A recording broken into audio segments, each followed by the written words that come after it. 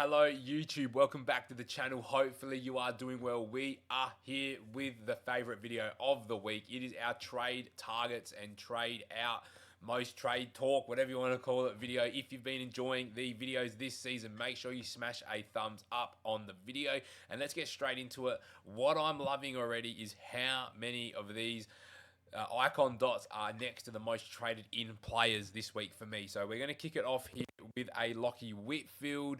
I brought him in last week for the Essendon matchup. Again, I would have loved him to go a little bit higher than 109. Really, since that Port Adelaide game there at 86, I mean, before that he had Richmond 119. I brought him in initially at 92 there against Fremantle. Rode a few interesting scores, but then since the bye and the injuries, come straight back into half back. The marks are back to where we expect them, 11 and 9. Sydney's going to be a tough matchup. I can understand why people are hesitant to bring in Lockie Whitfield, but there's 3.2 thousand coaches that are bringing him in this week. I think if you can get to him and that's what you want to do this week, I would, because the Bulldogs, North, Gold Coast and Saints run is very, very good for Lockie Whitfield. Will Lorenz currently is in my trade plans as well. Spoke about him in my team review video on the channel. I don't think he's where I'll end up going this week. I think if there's a 230 named player that is not the sub, I'll go there. So I think that's just a lot of people doing that just to see, their trades. So I don't think Will Lorenz long term is who you want in your midfield. So I'd be patiently waiting for teams on Thursday. Matthew Kennedy, lots of people are moving on a Jason Horne-Francis or a Nick Martin this week. I 100% would go and grab Matt Kennedy at 9.18. It came out that he was sick against the Crows, which sums up his performance. But other than that, if he had a few 80s there, but he's been so good this year. And if you don't own a Matt Kennedy, I would be going there. Only 23% owned is crazy as well. Jack Steele is in my trade plans for this week. Absolutely killing it with a fantastic run of games left to go. Only 4%, 4.5% owned. Huge pod, and he is someone I'm looking at this week to try and catapult me up the rankings against Melbourne. Josh Dunkley, I love this move now. There is a clear change in his role. He's absolutely killing it. Big tackle numbers, getting the marks again, although he didn't have them against the Doggies. He still racked up 15 tackles. He's doing that inside work. He loves a hard matchup. The Lions have really, 5 big games to finish the year off with, and I see Josh Dunkley being a big part of that. Nazire, I say it every week. I've loved owning Nazire since round 3 of the season. He has just been an absolute superstar for my side. He's someone I'd be willing to pay up for. He probably cops a tag this week from an Ed Langdon potentially, but then he goes North, Richmond, Essendon, and then GWS to finish with. I think if you don't own Nazire, go and get him in.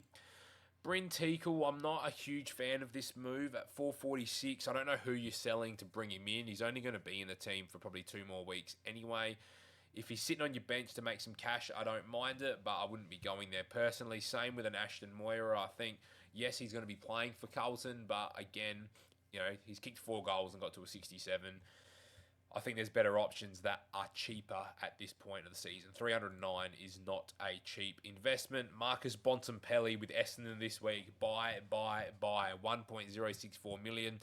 The time to buy Bont was ahead of this North Melbourne game. If you were able to take the punt there, the last 3 weeks of owning Bont have been very, very nice. He goes and gets a few nice matchups there to finish off the season as well. He's just signed that contract with the Doggies, and he's going to try and will them into the finals. Maxi Gawn, if you didn't deal with the Tristan Sherry, or if you've got Luke Jackson sitting in your R2, 100% go and get Max Gawn in. Get to Marshall Heath combo this week. Get 2 easy games. Meek's been giving up points, as has Darcy Cameron, so I would 100% go and get that done. Liam McMahon did come in, kick 2 goals for a 35. Again, 240k. I understand it if, you need someone who's cheap that's going to play.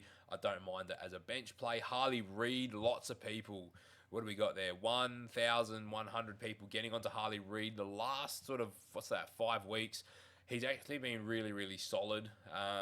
Really trying. Look at these tackle numbers as well. He's a big boy. He's a big body. He's Derby. I reckon he could kick up a few goals as well this week. He's the time on ground's getting into that mid-80s range as well. I'm actually a big fan of this move. Mid defender is really interesting too.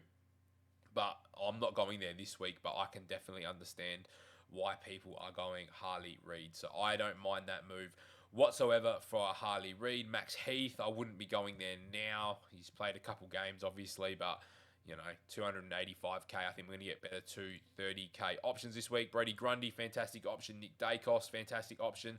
People were just buying Devin Robertson, I think, because he's a 230k. If he's ever named and not the sub, and there's a real way for him to get in the team, I 100% would go there. What's he down? 71k on the season as well. So interesting, it's funny. He could have gone to West Coast a couple of years ago, and he'd probably be a really good option for us. But that's sort of it for Devin Robertson, and I don't think really many others are worth talking about there. In the traded outs, you've got a Zach Johnson and a Harry Ralston, two of the top three options. Clearly, people are cashing out of their players. Jason Horn-Francis, you need to get rid of him ASAP. Connor Rozee, I'd be waiting for teams this week. 3,500 people have gotten rid of a Connor Rozee. I'd be waiting to see if he's named. Nick Martin, Matty Liddy, fair enough. Sam Doherty's announced his retirement. What a footballer he's been. He's been through so much as well. So well done on Sam Doherty for his career. Tom McCarthy, I think it's a bit early to sell. Break even of 41. He probably goes to 75, 80 this week. Makes a little bit of cash for you. If he gets an 83, goes up 37k. You start looking at that 650k range plus, a 200k on top of the downgrade. You're looking at 850, 900k, depending on what's in the bank for you as well. Tristan Sherry, probably should have dealt with that one last week. I don't know why you would have held him with a 3-week suspension. Angus Clark, fair enough. Adam Chera is someone who I'm trading out this week. Has done his job big time for us. The whole season he's made 108 or 170k there, which is fantastic. Tom Stewart, I'd be interested to hear how long he's out for. He is going to drop in some cash this week with a 108 break even, but against North Melbourne and Essendon in 2 of the next 3 games. I think you just got to hold Tom Stewart now. Georgie Hewitt, I'd be moving him out as well. Carlton Mid's just not scoring what we want them to score with a tough run. And that's probably it for the most relevant players. I wouldn't be selling a Bailey Smith, but we're down, into these lower areas of, how many people are selling Bailey Smith right now. You're looking at, 800 or 900 people selling Bailey Smith. I definitely would not be recommending that. So that's where we're going to leave this video. If you've enjoyed the video, make sure you smash a thumbs up. Make sure you get your trade dilemmas in the comments below, and I'll see you guys very soon for another video.